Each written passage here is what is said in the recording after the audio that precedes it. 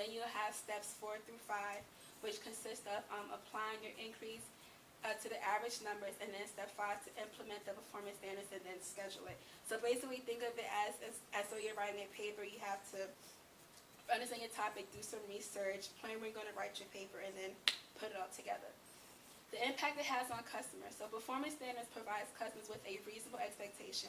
It lets the customers know that customer satisfaction is important to the company, and having these standards in place along with educating employees can help encourage repeat business.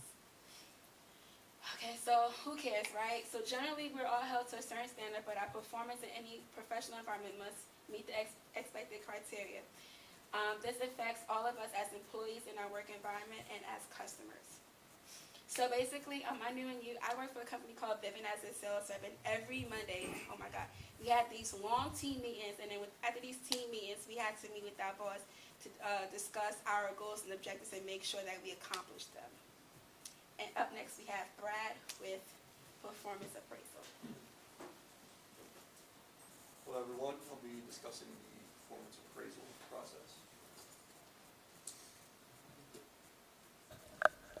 So a little overview. I'll be talking about the definition of needs, establishing performance standards, communicating standards, measuring actual performance with desired performance, discussing results, decision-making, and the new and you. So to start off, what is a performance appraisal? It's a formal interaction between the HR manager and a specific employee to discuss the strengths and weaknesses of that employee, and also to discuss further future professional development opportunities.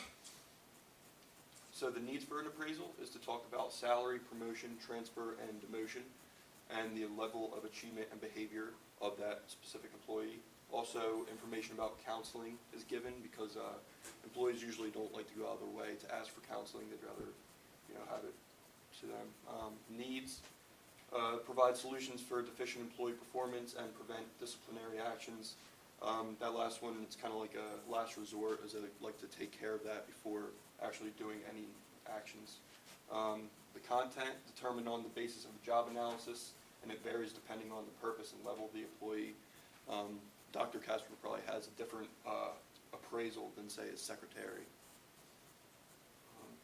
Content for, say, an HR executive would be the ability to work with others, leadership style, and judgment skills.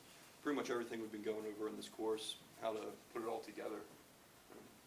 See how he does that. Establishing performance standards. So this is setting a criteria, talking about thoroughly what should be done, what the standard should be, and should be easily understandable to those employees. Communicating those standards, the standards should be clearly drawn out and reachable to all employees. They should let this be known probably around the training process, and it helps employees fully understand the objectives of that corporation. Measuring actual performance is the most difficult portion because it's a nonstop process, year-long thing, just to see measuring how the employee performs and if there's any deviations in it.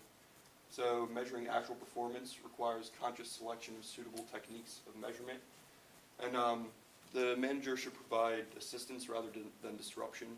It should be helpful and shouldn't make it less motivational.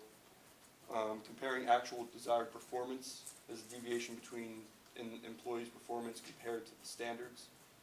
Is able to tell if the employee is performing above or below the standards based on everything set up. So you should notify the employees beforehand, before the actual appraisal is taking place, maybe a couple days before. Give them a little overview of what's going to be talked about in the appraisal and in the meeting. So discussing the results, it's discussed in a one-to-one basis, probably in the manager's office, and he's going to be discussing the results, problems, and possible solutions of that employee, and the manager should keep a positive attitude to increase motivation. Decision-making, what to do after the appraisal. The required actions that are taken are rewards, promotions, demotions, transfers based on that employee's performance, obviously. So my new and you, I worked at ShopRite. I was a grocery in the grocery department, and pretty much just stock shelves and receive just stock shelves. So my manager, he would give me like a overview of like what to do every day, and then he'd say how I did. But I never got in contact with an actual HR professional to talk about what my strengths and weaknesses are and stuff like that.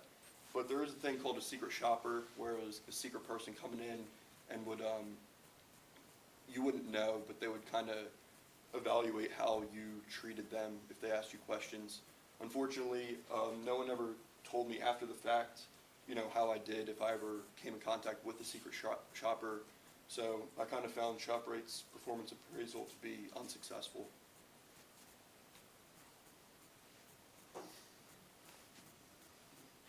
So to wrap it up, talked about the definition of performance appraisal, establishing performance standards, communicating standards, measuring actual performance, measuring that performance with desired performance, discussing results, the decision making, and my new and you. So now I'm going to hand it over to Jonathan and talk about succession planning and talent management. Hi everyone, I'll be discussing succession planning and talent management.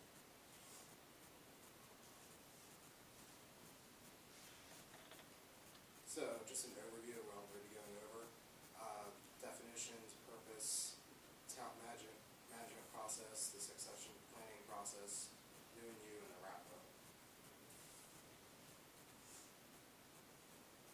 So the definitions of succession planning is a process for identifying and developing international people or internal people with the potential to fill key business leadership positions in the company. Talent management is a set of integrated organizational HR processes designed to attract, develop, motivate, and retain productive, engaged employees. The purpose of succession planning is increases the availability of experienced and capable employees that are prepared to assume retired roles as they become available. Talent management has the goal to create a high-performance, sustainable organization that meets its strategic and operational goals and objectives. So I'll be discussing talent management process. Step one is workforce planning. Some questions that you have to ask yourself are we strategic about our workforce needs? Do we have a plan that aligns with our strategy? And you have to develop an integrated, proactive talent management strategy. Step two is talent acquisition. Are we accessing a robust talent pool for recruitment? Are we getting the right candidates? You have to balance entry-level involvement in talent attraction and retention with management accountability. Step three is selection. Do our processes support strong selection? Are we choosing the right people? You have to ensure a sufficient supply of talent at all levels. Step four is onboarding. Are we losing people in the first 6 to 12 months? Are we supporting new hires in order to ensure retention? You have to create a culture that makes employees want to stay with the organization. Step five is people development.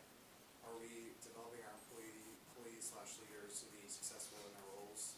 So we have training and development programs. You have to create policies that encourage career growth and development opportunities. And step six is performance management. Are we managing performance effectively? Are we motivating high performers? Are we deselecting employees who are not performing or not the right fit? So next is succession planning process. Talent management and succession planning come hand in hand, so the processes are very similar.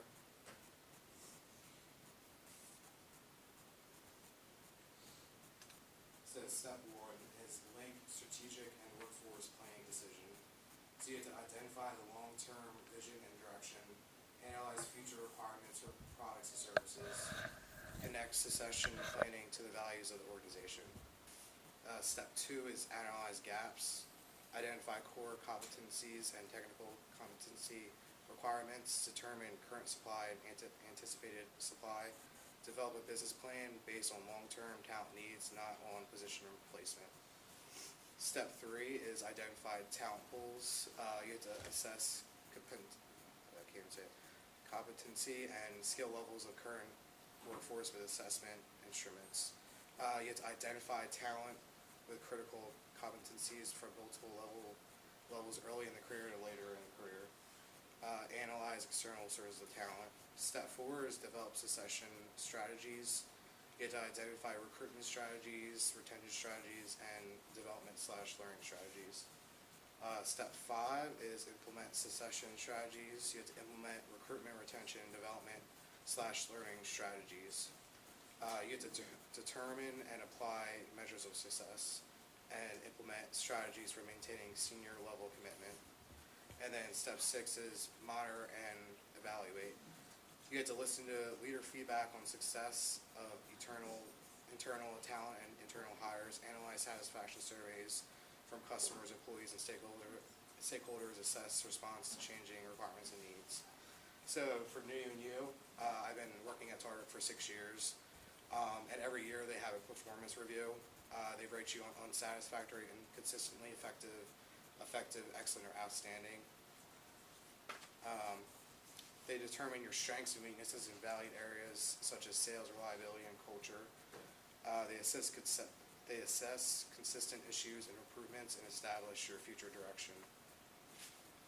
So the wrap up, Josh did goal setting, Dana did personal development plan, Letitia did performance objectives and standards, Brad Miller did performance appraisal, and I did succession planning and talent management. Thank you for listening to all of us, and have a great day.